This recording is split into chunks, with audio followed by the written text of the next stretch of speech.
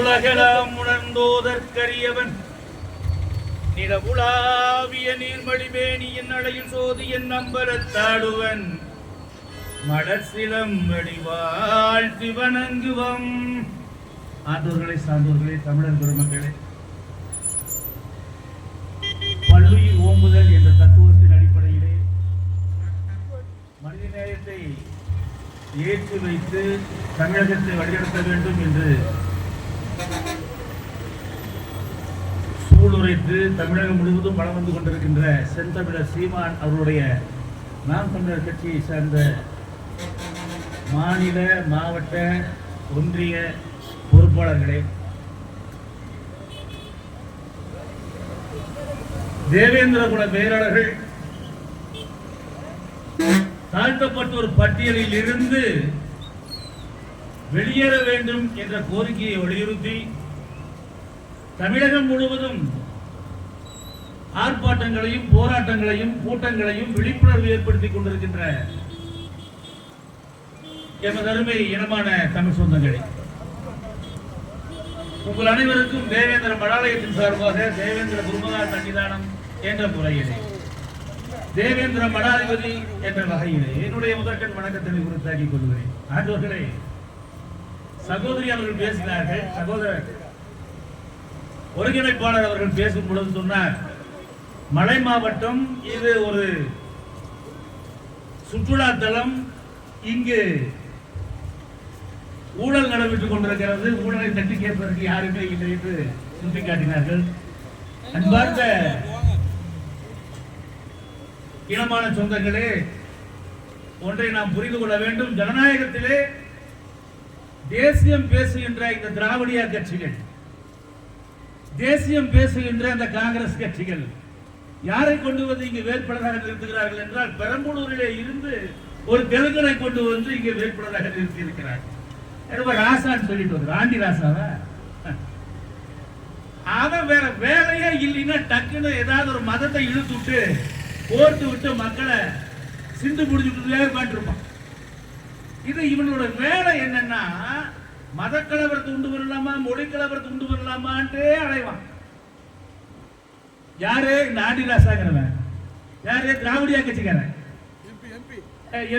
MP பாராளுமன்றம்.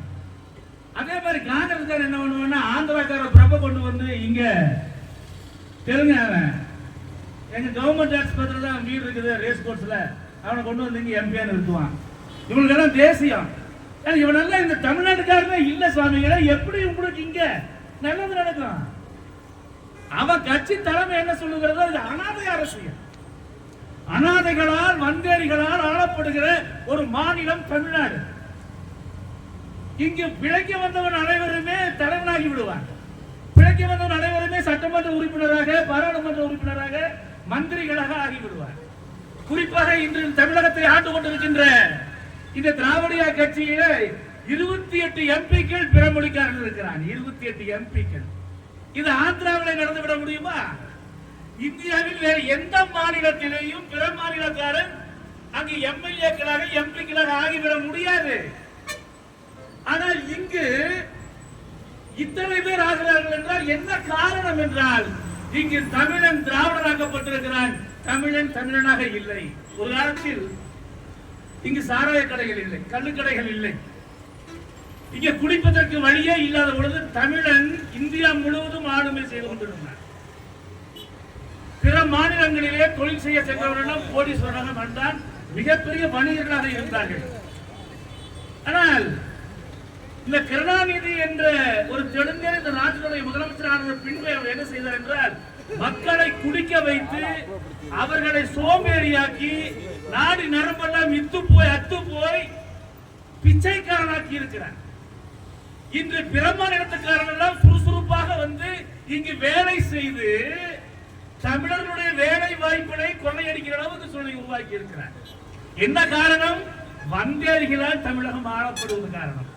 நாங்கள் எல்லாம் பட்டியல் வெளியேற்ற வேண்டும் என்று 100 ஆண்டுகளாக போராடி கொண்டிருக்கிறோம். இன்று நேசல்ல, 1921ஆம் ஆண்டிலிருந்து எங்களை இந்த பட்டியலில் சேர்த்தக்கூடாது என்று ஆங்கிலேயரே ஆணையிட்டார். விவசாய குடிகளை விவசாய பெருங்குடி மக்களை, இந்த மக்களை எந்த காரணம் கொண்டும் தாழ்த்தப்பட்டோர் பட்டியலிலோ ஒடுக்கப்பட்டோர் பட்டியலிலோ சேர்க்க கூடாது என்று ஆங்கிலேயன் இட்ட ஆணைக்கு எதிராக எங்களை யார் சேர்த்தினார்கள்? நீதி கட்சியில இருந்த தெலுங்கன் சேர்த்தினார். நீதி கட்சியில இருந்த முதலமைச்சர் அத்தனை பேரும் தெலுங்கர்களாக இருந்தார். அவர்கள் தமிழர்களை சுக்குநூறாக உடைக்க வேண்டும் என்று கருதினார்கள். அதன் விளைவாக பெரும்பான்மை தமிழர்களை தாழ்த்தப்பட்டோர் பட்டியலை வைத்தார்கள். அது மட்டுமல்ல, இவனுக்கு ஆதி திராவிடன் என்று பெயரையும் வைத்தார்கள். தமிழனை தமிழனாக அடையாளப்படுத்தாமல் அவனை ஆதி திராவிடனாக அடையாளப்படுத்தி அவனை ஆளுமை மிக்க சமுதாயமாக ஆக்கிவிடக் கூடாது என்று 18% சிறைச்சாலையை தள்ளினார்கள். ஆன்றோர்களே, சான்றோர்களே, நமக்கெல்லாம் கணிதம் நன்றாக தெரியும். 18ஐ 82 என்றாலும் வென்றுவிட முடியுமா? 18%ஐ 82%ஐ 18% என்றாலும் வெல்ல முடியுமா? முடியவே முடியாது. தாழ்த்தப்பட்டோர் பட்டியலிலே ஒரு சமுதாயம் அடைக்கப்பட்டு விட்டால், தாழ்த்தப்பட்டோர் பட்டியலிலே ஒரு சமுதாயம் சிறைப்படுத்தப்பட்டு விட்டால், அந்த சமுதாயம் ஓட்டு வாங்குகிற சமுதாயமாக இருக்காது, ஆளுமை செய்கிற சமுதாயமாக இருந்துவிட முடியாது. அது பிச்சை எடுக்கிற சமுதாயமாகத்தான் இருக்க முடியும். அரசியலில் கூட நீ தாழ்த்தப்பட்டோர் நிற்கின்ற ரிசர்வ் தொகுதியிலே சென்று உனக்கு சீட் அங்கிருக்கிறது போய் நின்றுதான் சொல்லுவானே ஒழிய 82 என்று அந்த சதவிகித பொது தொகுதியிலே நீ போட்டியிட முடியாது. சட்டசபையாக இருக்கட்டும், பாராளுமன்றமாக இருக்கட்டும், 18% ஒன்று சேர்ந்தாலும் கூட ஒரு தீர்மானத்தை நிறைவேற்றிவிட முடியாது. புரிந்து கொள்ளுங்கள். தமிழகத்தை இன்று இருக்கக்கூடிய கேரளா, இன்று இருக்கக்கூடிய ஆந்திரா, இன்று இருக்கக்கூடிய கர்நாடகா, இன்று இருக்கக்கூடிய தெலுங்கானா, இன்று இருக்கக்கூடிய தமிழ்நாடு இத்தனையும் சேர்ந்து மெட்ராஸ் பிரசிடென்சி அது சென்னை மாகாணம் என்று ஆங்கிலேயர் ஆண்ட பொழுது இந்த மாநிலத்தினுடைய முதலமைச்சராக இருந்தவன் கூட ஆந்திராக்காரன், தெலுங்கு. இவனெல்லாம் என்ன பண்ணனா, தொடர்ந்து இந்த மெட்ராஸ் பிரசிடென்சியினுடைய இந்த சென்னை மாகாணத்தினுடைய முதலமைச்சராக தெலுங்கர்கள் வர வேண்டும் என்று நினைத்து தமிழர்களை சுக்குநூறாக உடைத்தார். இது எப்பொழுதுமே நடந்து கொண்டிருப்பது. ஆளுகின்றவன் தன்னால் ஆளப்படுகிற மக்களை சுக்குநூறாக உடைத்து ஒற்றுமை இல்லாமல் செய்து தன்னை மட்டும் முன்னிறுத்திக் கொண்டு ஆளுகின்ற ஆட்சி அதிகாரம் மிக்க சர்வாதிகார தளத்தில் இருந்து முடியாட்சியில் இருந்து குடியாட்சி வரைக்கும் இதுதான் நடந்திருக்கிறது. இவைகளெல்லாம் புரிந்து கொண்ட தமிழர்கள் எவ்வாறு இருக்க வேண்டும் என்பதை உணரக்கூடாது என்பதற்காகவே தமிழ்நாட்டை குடிகாராக்கி தமிழ்நாட்டை சுடுகாராக்கினார். ஆகவேதான் இந்த தாழ்த்தப்பட்டோர் பட்டியலே தமிழர்களையே வைத்திருக்க கூடாது என்றும் அதிலும் 3% தெலுங்கு முடிக்கிட்டு போறான். தாழ்த்தப்பட்டோர் பட்டியல தமிழ்ல சேர்த்தா இந்த திராவிடியா கருணாநிதி என்ன பண்றாரு, தெலுங்கனுக்கு 3% கொடுறாங்க. எனவே நான் தெரியாம கேட்கிறேன், கேரளாவோட தமிழ்ல கொடுத்துருவானா, கர்நாடகாவில் கொடுத்துருவாங்க தமிழுக்கு? இந்தியாவில் வேற எந்த மாநிலத்திலேயாவது தமிழனுக்கு இவ்வளவு இட ஒதுக்கீடு கொடுப்பானா? கொடுக்க மாட்டான். சட்டநாதன் கமிஷன் அதைத்தான் சொன்னான். சட்டநாதன் கமிஷன் சொல்லும் போது என்ன சொன்னா, நேஷனாலிட்டி என்று சொல்லப்படுகிற இந்திய தேசிய ஒருமைப்பாட்டுக்கு 10% இட ஒதுக்கீடு. 1956 மொழிவாரி மாநிலங்கள் வாங்கியதற்கு முன்னர் பிற மொழிக்காரர்கள் பிற மாநிலக்காரர்கள் அந்த மாநிலத்தில் குடியமர்ந்திருந்தால் அவர்களுக்கு 10% இடஒதுக்கீடு கொடுக்கலாம். ஆனாலும் அந்த இடஒதுக்கீடை நீ பெற வேண்டும் என்றால் அதற்கான ஆதாரத்தை நீ சமர்ப்பிக்க வேண்டும். வீட்டு பத்திரம் கொடுக்கணும், வயக்காட்டு பத்திரம் கொடுக்கணும். நீங்க குடியேறுங்க குடிமகனா இருந்த பிஃபோர் 1957 56 1956க்கு முன்னர் பிற மொழிக்காரன் தமிழ்நாட்டில் குடியேறி இருந்தால் அவனுக்கு 10% இடஒதுக்கீடு. அது மலையாளியாக இருக்கலாம், கன்னடத்துக்காரனாக இருக்கலாம், தெலுங்கனாக இருக்கலாம், யாராக வேண்டும் இருக்கலாம். அது போன்றுதான் இந்த சட்டம் இந்தியா முழுவதும் இருக்கிறது. இந்தியா முழுவதும் அத்தனை மாநிலங்களிலும் அந்தந்த மாநிலத்துக்காரனுக்கு தான் 90% விழுக்காடு, 90 விழுக்காடு இடஒதுக்கீடு, 90 விழுக்காடு அரசியல் ஆதிக்கம் அந்தந்த மொழிக்காரனுக்கு இருக்கிறது. தமிழ்நாட்டை பிற மொழிக்காரன் ஆளுகிற திறந்த வெளிக்காரன் ஆக்கியது இந்த திராவிடியா கூட்டம் தான். 1971ஆம் ஆண்டு சத்யநாதன் கமிஷன் வந்து அப்ப யாரு முதலமைச்சரா இருந்தா? இந்த திராவிடியா கருணாநிதி, கலைஞர் கருணாநிதி தான் முதலமைச்சரா இருந்தார். அப்ப என்ன ஜீவம் இருந்தது? அப்பனோட சாதி தான் குழந்தைக்கு, அப்பனுடைய சாதிக்கு தான் குழந்தைக்கு. அப்ப அம்மா சாதி குழந்தை கிடையாது. கருணாநிதி சாதியை நீ என்னென்ன போடுவ? இசை வேளாளர் இன்னைக்கு வைக்கிற தமிழ்ல பேரு. அன்னைக்கு உன் சாதிக்கு என்ன பேரு? சின்ன மேலன் வைப்பியா? பெரிய மேலன் வைப்பியா? தாசி சாதி வைப்பியா? தேசி சாதி வைப்பியா? என்னன்னு வைப்ப? வைக்க முடியாது. ஆக மொத்தம் கருணாநிதி முதலமைச்சர் சத்யநாதன் கமிஷன் தூக்கி குப்பை தொட்டில போட்டான். விளைவு தமிழ்நாடு திறந்த வெளி மேய்ச்சல் கழக பிறமொழிக்காரனுக்கு காக்கப்பட்டது. கேட்டா தமிழன் கிடையாது, திராவிடிய பசங்க. தமிழனை திராவிடிய ஆக்கி விட்டு இவனெல்லாம் தமிழன் ஆயிட்டான். எவ்வளவு அசிங்கத்தையும் அருவருப்பையும் இந்த தமிழகத்தில் ஏற்படுத்திவிட்டு பட்டியல் வெளியேற்றம் நாங்கள் கேட்டால் அதை தரமாட்டேன் என்று சொல்லுகிற அளவுக்கு திமுறாக தெனாவிட்டாக தெலுங்குல பேசுகிறான் ஒரு முதலமைச்சர். என்ன பேசுறாரு? பேரு பெற்ற பேரு, தாகத்துக்கு நீடு வேறு. உனக்கு எத்தனை செருப்படி வேறு? பேரு பெற்ற பேரு, உனக்கு தாகத்துக்கு நீர் வேணாடா? எங்க வந்து பேசுற நீ? எவ்வளவு திமிர்? உங்க ஒப்பனுக்கு திமிர் இருக்குதா? உங்க முப்பாட்டா இருந்தானே அந்த நீதி கட்சிக்காரங்க, இவனுக்கு இந்த திமிர் இருந்தா தெலுங்குல பேச ஓட்டு கேட்கறதுக்கு? நீ பொது மேடையில ஏறி பேரு பெற்ற பேரு, தாகத்துக்கு நீடு வேறுங்கிற எவ்வளவு திமிரா தமிழர் வேடிக்கை வந்துட்டான் பாருங்க. தலைவனா யாருக்கு? யாரா தலைவன்? தமிழனுக்கு தெலுங்கு தலைவனா? தமிழனுக்கு கன்னட தலைவனா? தமிழனுக்கு மலையாள தலைவனா? தமிழ்நாட்டுக்கு 28 எம்பிக்கள் தெலுங்கு எம்பிக்கள், தமிழகத்தில் 11 மந்திரிகள் தெலுங்கு மந்திரிகள். எப்படியா எங்க கோரிக்கை நிறைவேற பட்டியல் வெளியேற்றம்? பட்டியல் வெளியேற்றது ஏன் கேட்கிறோம்? இந்த பட்டியல் இருந்து என்னென்ன கிழிச்சோம்? எந்த சாதி எதையும் சாதிக்க, நீ பிசியா இருந்தாலும் ஏசியா எஃப்சியா இருந்தாலும், நீ மிகவும் பிற்படுத்தப்பட்டவனா இருந்தாலும், இந்த பட்டியல் இனத்தில் இருந்து கொண்டு பட்டியல் என்றால் இட ஒதுக்கீடு. நீ என்ன மயிலுக்கு இட ஒதுக்கீடு? நீ யாரா எங்களுக்கு ஒதுக்கிறது? எங்க பங்கிட்ட குடுறான். இதான் செந்தமிழ் சீமான் கேட்கிறார். செந்தமிழர் சீமான் என்ன சொல்றாரு? எங்க பங்குடா, ஆட்சியில எங்க பங்கு. சாதி வரி கணக்கு சரியா? ரைட்டு. எத்தனை கோடி பேர் இருக்கிறா? இந்த படிக்காரு இந்த சாதிக்கு எத்தனை கோடி பேர் இருக்கா? தமிழ்நாடு முதல்ல தமிழ்ல கொடு. ஏன் மண்ணில எனக்கு பங்க கொடுன்னு கேட்கிற ஒரே கட்சி நாம் தமிழர் கட்சி. வேற எவ்வளவு பேசுறது யோகியம் இருந்தா? ஏன் அவங்க எங்களுக்கு ஆதரவு கொடுக்குறாங்க? பட்டியல் வெளியேற்றம் என்பது தமிழனுடைய அடிப்படை. எனக்கு என்னுடைய மூல விலாசத்தை நான் தான் சொல்லணும், என்னுடைய அட்ரஸ் நான் தான் சொல்லணும். எங்க அப்பனாரு எங்க ஆத்தாரு நான் தான் சொல்லணும். இந்த ஸ்டாலின் ஆறா எங்க அப்பனாத்துல சுட்டி காட்டுறதுக்கு? என்ன தாழ்த்தப்பட்டவர் சுட்டி காட்டுறதுக்கு ஸ்டாலினாரு?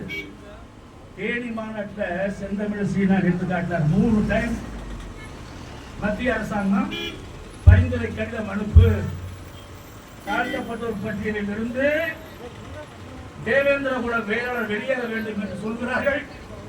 அவர்களுக்கு நான் பைல் அனுப்பிட்டேன். அனுப்பின பைலுக்கு 3 முறை அவர் விளக்கம் கேட்டாங்க. இன்னைக்கு வரையிலும் ஸ்டாலின் எந்த பதிலையும் சொல்லாம வச்சிருக்காருன்னா, என் முகவரிய நீ யார் எழுதுறதுக்கு? நீயே பேரு பெற்ற பேரு, தாகத்துக்கு நீர் எழுதுன்னு சொல்றது தெலுங்க. உனக்கு எதுக்குற தமிழுக்கு அட்ரஸ் சொல்றது? உரிமை யாரு? இத கேட்கறதுன்னா வர 2026 தேர்தல்ல இது மாதிரி பிறமொழிக்காரர்கள் எல்லாம் எதுல அடிச்சா சரியா இருக்கணுமோ அதுல அடிச்சு வெளியே அனுப்பணும். எதுல அடிக்கலாம்? எதுல அடிக்கலாம்? எதுல அடிக்கலாம்? எதுல அடிக்கலாம்?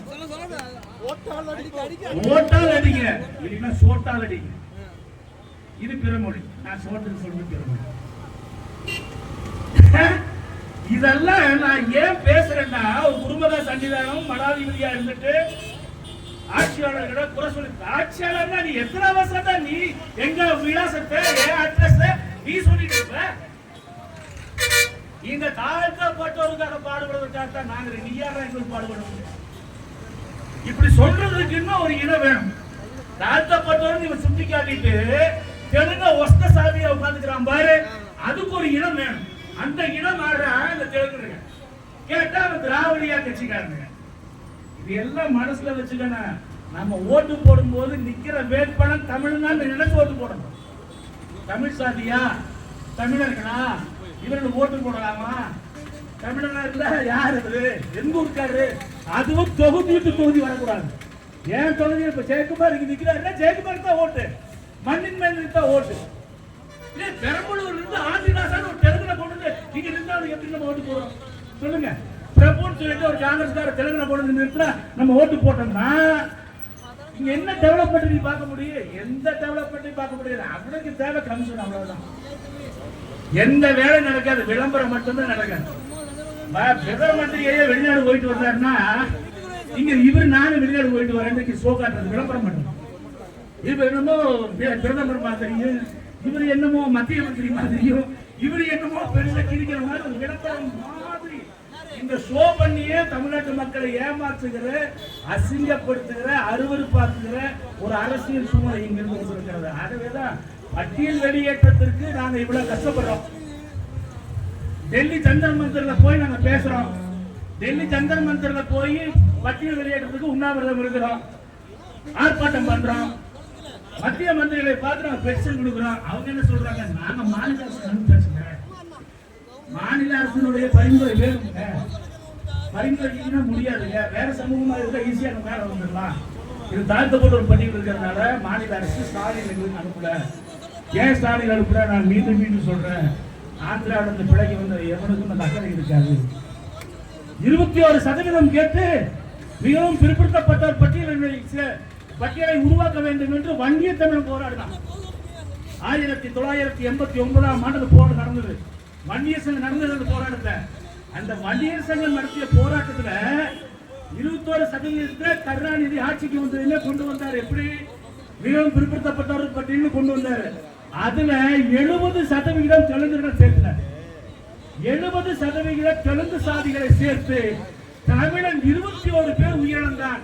அவனை ஒன்றுமே இல்லாதவனாக்கி இன்று வரையிலும் அந்த வன்னியர் சமுதாயம் அந்த தனக்கென்று தனி இடஒதுக்கீடு கேட்டு போராடி கொண்டிருக்கிறார்கள். என்ன காரணம்? திராவிடியா கொள்கைக்காக. இந்த திராவிடியானா என்னன்னு யாருக்கும் தெரியாதுங்க. இந்த திராவிடியா கொள்கை ஏதாவது இருக்கா தமிழ்நாட்டுல? இந்த திராவிடியா பசங்கன்னா மொழி என்ன, அவனுக்கு நிறைய மொழி இருக்கா? இந்த திராவிடியானா என்ன பண்பாடு, திராவிடியானா என்ன கலாச்சாரம், திராவிடியானா என்ன ஆன்மீகம், திராவிடியானா எதிராக நிலப்பரப்பு. அப்ப இல்லாத ஒண்ண திராவிடர் சொன்ன என்ன, திராவிடியான்னு சொன்ன என்ன, என்ன ஒண்ணுதான். நீ திராவிடியான்னு சொன்ன சரியா இருக்கும். திராவிடியா என்ற வார்த்தை மிக பொருத்தமான வார்த்தை. அது எப்படி வேண்டுமானாலும் சொல்லலாம், இல்லாத ஒன்றை சொல்லுகிற பொழுது. ஆனால் தமிழர் என்ற இனம் இன்று நேற்றல்ல, உலகம் முழுவதும் ஆட்சி செய்த இனம், உலகம் முழுவதும் ஆட்சி செஞ்ச இனம். இந்த இனத்தை எந்த அளவுக்கு முட்டாளாக்க வேண்டுமோ அந்த அளவுக்கு ஒருத்தர் இருந்தா. திருக்குறள மலம்னு சொன்னான், பாப்பா சொன்னான், நல்ல பேர் வந்துருங்க. துஷ்யந்தா பேசும்போது சொன்னா, திருக்குறள ஒருத்தன், என் பேர் என்ன, ஈரோடு பெரிய வெங்காயமா, பெரிய வெங்காயமா சின்ன வெங்காயமா ஒருத்தன், அவன் சொல்றான் திருக்குறள மலம்ங்கிறான். இவனுக்கெல்லாம் தந்தையாம, அவனுக்கே ஒரு குழந்தைகளுக்கு யோகியது இல்லை. அவனே மலட்டு நாய், மகளை கல்யாணம் பண்ண காட்டு மிராண்டி காணுங்க. இவனுக்கு தந்தைனா தமிழர் தந்தையில வேற அவனை போடுறான்னா எவ்வளவு கேவலம். அவனுக்கு ஊருக்கு சில எவன் சாமின்னு சொன்னானோ அவனை சாமியாக்கி முக்குக்கு முக்கு தெருவுக்கு தெருவு அவன் பேரை வச்சு எல்லா இடங்களையும் சாமி இல்லைன்னு சொன்னவனை சிலையாக்கி அவனுக்கு பிறந்தநாள் வந்தா இந்த பகுத்தறிவுவாதி சொல்லக்கூடிய திராவிடியா பசங்க போய் அவனுக்கு தேங்காவளை உடைக்கிறான். ஏண்டா அதுக்கு நான் கோயில தேங்காவளை உடச்சு போவேன்.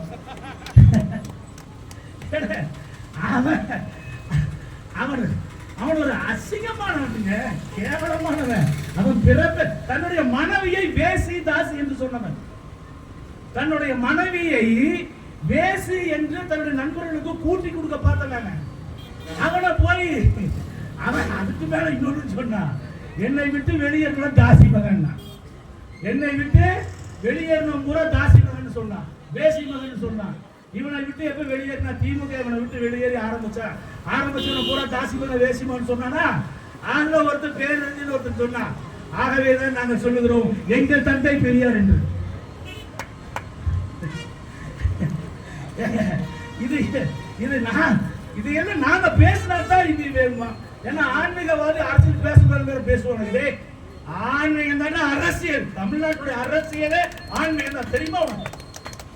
ஆன்மீகம் இல்லாத அரசியல் உங்களை மாதிரி நாதாரிகள் தான்.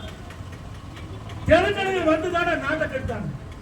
இந்த திராவிடியா பசங்க வந்து சாமி இல்ல பூதம் இல்லைன்னு சொல்லி தமிழ்நாட்டு மக்களை எல்லாம் ஆன்மீகத்தை வெளியேற்றி குடியாரனாக்கி இன்னைக்கு சோறு 100 பீர்,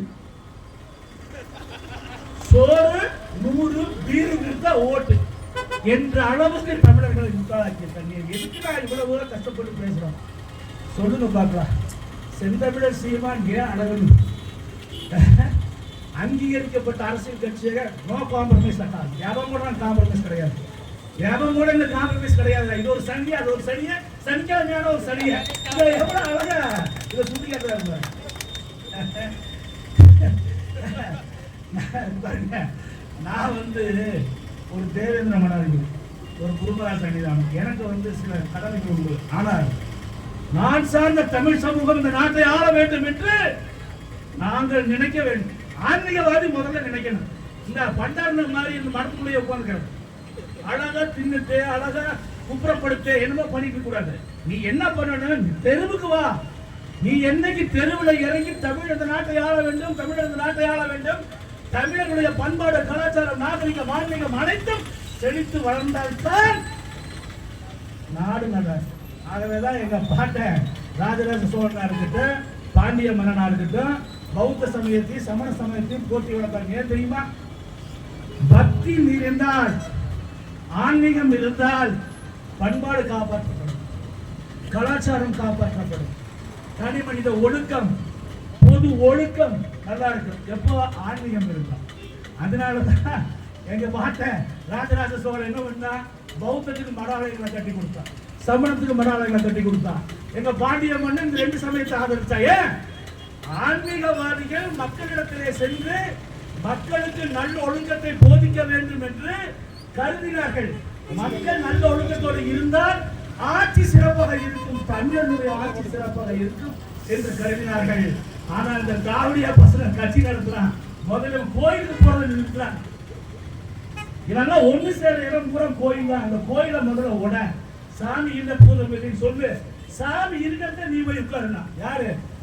இந்த வெங்காயம், இந்த ஈரோடு வெங்காயம் இருக்கிறான் பாருங்க. இவனே ஈரோட்டுக்கு புடைக்க வந்த வெங்காயம். இவன் சொன்னான்னு சொல்லி அவன் இவனுங்களை பேசி பேசி தாசி மகன் பேசினாலும் அவன் தான் எங்க அப்பா, அவன் தான் எங்க தந்தை, அவன் தான் எங்க தந்தை பெரியாருன்னு அவனுக்கு ஊர் ஜலைய வச்சு தமிழர்களை முட்டாளாக்கி இருக்கிறார்கள். அவனை தமிழர் தன்மையாக்கி இருக்கிறார்கள். ஒரு பொய்யை திரும்ப திரும்ப சொன்னா அது மெய்யாகும் அப்படிங்கிற ஒரு கான்செப்ட். அதை திராவிடியா தெளிவா படிக்க. நான் திராவிடியான்னு பேசுறது ரொம்ப தெளிவா பேசுறது கருணாநிதி குடும்பத்தை தாங்க, வேற யாரும் இல்லை. என் மேல கேஸ் வேணா போட்டாங்க, பார்க்கிறேன். கேஸ் போட்டு பார்த்துக்கிறேன். திராவிடியா என்ற கொள்கை இல்ல. அதை திராவிடியான்னு சொல்லாம இல்லாத கொள்கையை நாங்க வேற என்ன சொல்றோம்? நீ திராவிடன்னு சொல்லி நாங்க திராவிடியான்னு சொல்றோம். ஆக தமிழர்களே, இனிமேல் உங்களை நீங்க தமிழர்கள் என்று சொல்லுங்க, திராவிடர்கள் சொல்லாங்க. எங்கள் பட்டியல் வெளியேற்றம் இந்த 26 தேர்தலை நிர்ணயிக்கக்கூடியதாக இருக்கு. பட்டியல் வெளியேற்றத்தை நீ நடத்தினால் நிச்சயமாக திரும்பி பார்ப்போம். இல்லை எப்படி பார்த்தாலும் கருணாநிதி குடும்பம் வீட்டுக்கு ஒரு குடும்பம் தான். அதுல எந்த மாற்றமும் கிடையாது, எந்த மாற்றமும் கிடையாது. கருணாநிதி ஃபேமிலி வீட்டுக்கு வெளியே போல. இந்த தமிழ்நாட்டுடைய ஒரு முறை ஜெயலலிதா கூட சொன்னாங்க, இந்த சென்னையில மக்கள் தொகை அதிகமா இருக்கு, இந்த கருணாநிதி குடும்பத்தை வெளியேற்றிட்டு தான் மக்கள் தொகை குறைஞ்சிருக்கு. நான் சொல்லுங்க, ஜெயலலிதா சொன்னாங்க. இந்த அளவுக்கு ஒரு அசிங்கத்தை உருவாக்குகிற தனிமனித ஒழுக்கம் அவள் ஒன்றும் படிதாண்டா பத்திரிகையும் அல்ல, நான் முற்றும் தொட்ட மொழிகளும் அல்ல. அவன் பேரறிஞர். பாவாடை நாடாவை அமைப்பு பார் உள்ளே தெரியும் திராவிட நாடும் திராவிட நாடும் ஒருத்தர் சொல்றான். அவன் கலைஞர். இன்னைக்கு பேசுறாங்க சட்டசபையில செருப்பு பறக்கும். அன்னைக்கு படிக்காத மக்கள் நிறுத்தின நீ என்னவோ பெரிய அறிவாளி மாதிரி பேசி பேர் வாங்கிட்ட. இன்னைக்கு நீ பொது மேடையில பேச முடியுமா? எங்க அக்கா கட்சிக்கு முன்னாடி இன்னைக்கு நீ பாராளுமன்றத்தில் பேச முடியுமா? இன்னைக்கு நீ பேசிட்டு வெளியில வந்துருமா செருப்பு பறக்கும். பாவாடை நாடக அவிழ்த்து பாரு, இன்னைக்கு பேசி பாரு. மொப்பம் பெரிய யோக்கினா மொப்ப நாளைக்கு பேசுறானே நியாயமா? அவன் ஒன்றும் படிதாண்டா பத்திரிகை மேல நான் முற்று கொடுக்க முடியணும் இல்லைன்னு ஒருத்தன் பேசுறாரு. அவனை பேர் என்னன்னு சொன்னீங்க. வெக்கம் இல்ல உனக்கு? இது தமிழுடைய பண்பாடே அல்ல. அதை புரிஞ்சுக்க. இவன் என்ன தமிழனும் அல்ல. தமிழர்களே அல்லாதவர்கள் தமிழனுக்கு புது நாகரிகத்தை கற்றுக் கொடுத்து தனி மனித ஒடுக்கம் இல்லாமல் செய்து, பொது ஒடுக்கம் இல்லாமல் செய்து, அவனை குடிகாரனாக்கி மழுங்கையாக்கி, இன்று சோறு நூறு பீரு என்று சொன்னால் ஓட்டு வாங்குகிறது இறக்கி தமிழனை முடமாக்கி இருக்கிறார்கள். தமிழர்களுடைய அந்த எழுச்சியான நாட்களை நாம் மீட்டுருவாக்கம் செய்ய வேண்டும் என்றால் தமிழர்கள் இந்த நாட்டை ஆள வேண்டும். பட்டியல் வெளியேற்றம் நடக்கிறதுனால தமிழ் இந்த நாட்டை ஆளத்தான் முடியும். இப்போ டெல்லிக்கு போனாரு நம்முடைய எழுச்சி தமிழரா எடப்பாடி பழனிசாமி. போனவரை பட்டியல் வெளியேற்றத்தை கொஞ்சம் வச்சுக்கோங்க, இதை தான் செய்ய முடியுமான்னு பாருன்னு சொன்னாங்கன்னா அந்த தமிழ் அங்கான் செந்தமிழர் சீமான் எங்களுக்கு சாதகமா இன்னைக்கு இத்தனை பேர் கொடியை பிடிச்சு நிக்கிறாங்க. அதிமுக நிக்கல, பிஜேபி நிக்கல, வேற எந்த கட்சியும் நிக்கல. செந்தமிழர் சீமானுடைய கட்சி நிக்கல. தமிழர் இந்த நாட்டை ஆள வேண்டும் என்ற நோக்கம், தமிழர்கள் சமத்துவம் பெற வேண்டும் என்ற நோக்கம், தமிழ்நாடு தமிழர்களால் தமிழாய்ந்த தமிழ் மகன் தமிழகத்துடைய தலைவராய் வர வேண்டும் என்ற நோக்கம். இதைத்தான் பாரதிதாசன் சொன்னார், இதைத்தான் பாரதியார் சொன்னார், இதைத்தான் மூவேந்தன் சொன்னான், இதைத்தான் தமிழ் முன்னோர்கள் தமிழ் இலக்கியங்கள் எல்லாமே சொல்றது. அந்தந்த மொழிக்காரர்கள் அந்தந்த மாநிலத்தை ஆடுகிற பொழுதுதான் தமிழர்கள் நிகழ்ச்சி வர முடியும். இன்னைக்கு நான் சொல்றாரு, பீகார்ல இருந்து அலையலையா உள்ள இருக்கான் நார்த் இந்தியன்ஸ். இன்னைக்கு 4 லட்சம் பேர் 6 லட்சம் பேர் வந்துதான். எனக்கு 2 எம்எல்ஏ சீட்டு கொடுத்தா கொடுக்க வேண்டிய நிலைக்கு வந்துருவான். அந்த அளவுக்கு நாடு நாசமா போயிருக்குது. என்னுடைய பட்டியல் வெளியேற்றத்தை செய்கிற ஆட்சியாளர்கள் தமிழகத்துக்கு வர வேண்டும். நிச்சயமாக அவர்களை கொண்டு வருவோம். எங்களுக்கு ஆதரவு கொடுக்கக்கூடிய எல்லா கட்சியும் நாங்கள் ஆதரிக்கிறோம். அதுல முதன்மையா நிற்கக்கூடிய கட்சியை செந்தமிழர் சீமான் தான். அங்க எந்த மாற்றமும் கிடையாது. எங்களோட களத்தில் நின்று போராடுகிற கட்சிக்கு நாங்கள் என்னைக்கு மரியாதை கூறி கொண்டு, கோனுடைய மன்னர்தம் மரபை போற்றி, கோளுடைய மன்னர்தம் மாண்பை போற்றி, குடையுடைய வேந்தனம் படையை போற்றி, மும்மாடை அணிந்த முன்னோர் போற்றி, மூவேந்தர் வழிவந்த இந்திர மரபை போற்றி, இந்திர விழா கண்ட இனமே போற்றி போற்றி என போற்றி உலகின் தலைவர்களின் நன்றி வணக்கம். ஜெய் தேவேந்திர.